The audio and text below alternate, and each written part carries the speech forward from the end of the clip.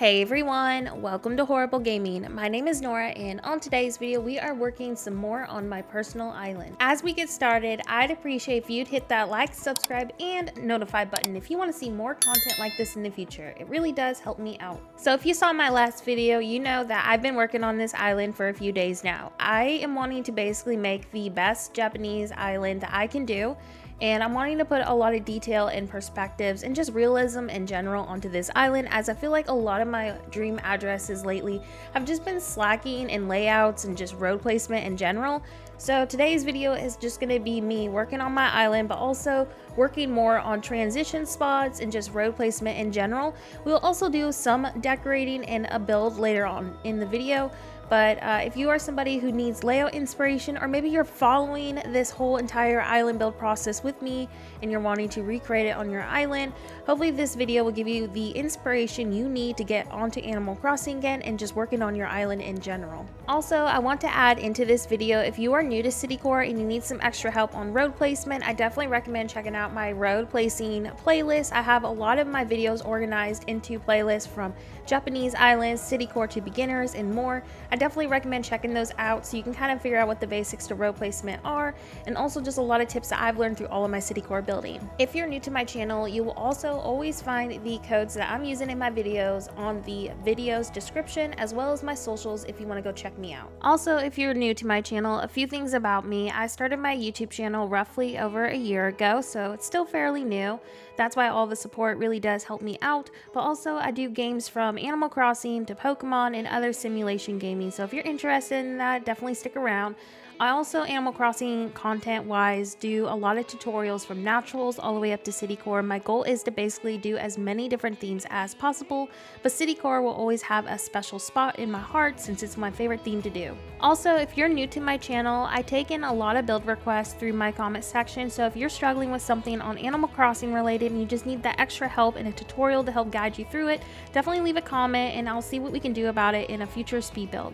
Majority of my speed builds and tutorials are y'all's requests, so definitely don't be afraid to leave that comment. The last thing you need to know about me if you're new to my channel is my posting schedule, which has nothing. I literally do not have a schedule. So make sure your notifications are on, mostly because I'm a parent in real life. I just never can actually have a set stream or posting schedule, so making sure those notifications are turned on will help you not miss any of my videos. I do try to post almost every single day, but sometimes life happens, so that's why having those notifications on are super important. So as for road placing today, I'm just kind of going with the flow and seeing what happens. If you're new to my channel, basically I don't plan any of my islands out. I just see what happens and I totally wing it. Now I know that's not realistic for everybody, which is why I started my YouTube channel and started documenting my play and just how I build my islands in general.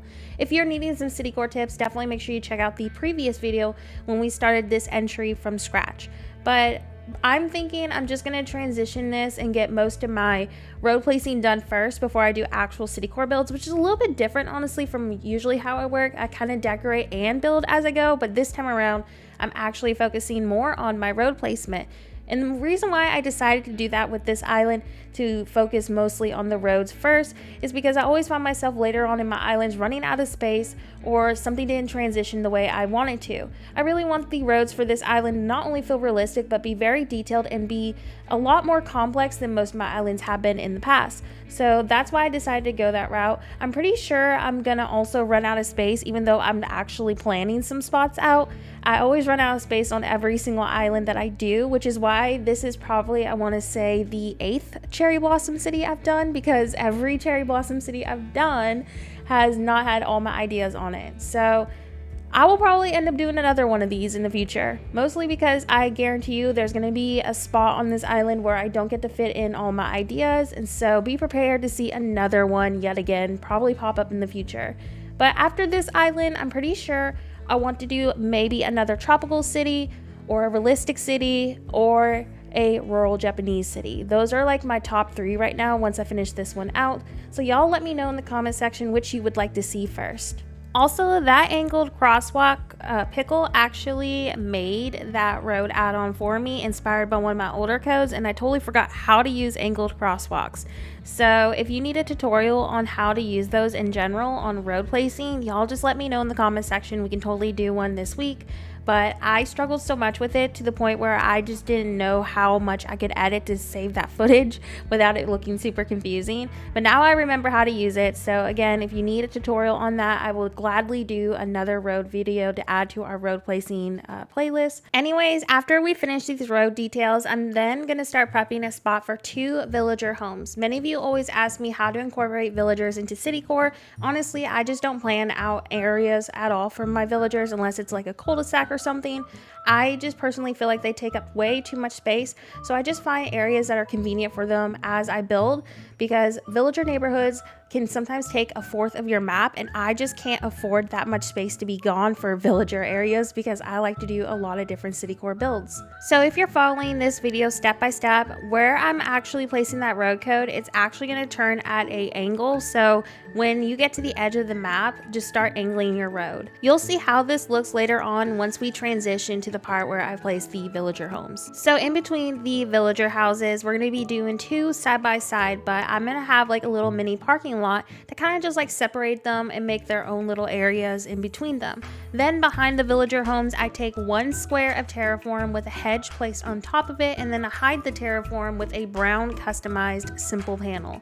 Again, you can find all the codes that I'm using in the video's description, but I really actually liked how the terraform fence transition looked on my other anime school that we did recently.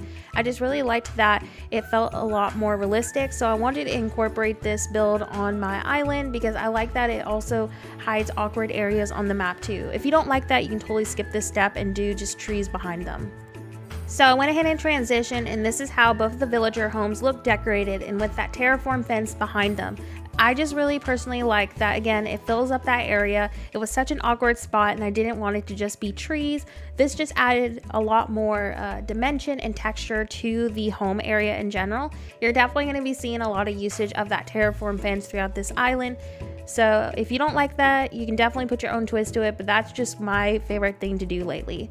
So here is also how the whole island is starting to flow. We still have a ways to go, obviously decoration wise, but now we're going to be starting to prep actually a new version of my modern Japanese house build that you saw a few weeks ago on my channel. This one is going to feature the second level actually lit up as opposed to just using simple panels. So I hope that this new version brings you some inspiration for your island.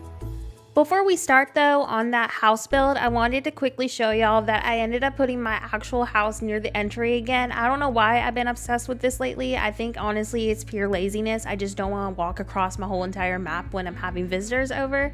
So I ended up putting it yet again at the entry, just like my last Japanese island. But right now I'm just going to make a little parking lot area next to my house.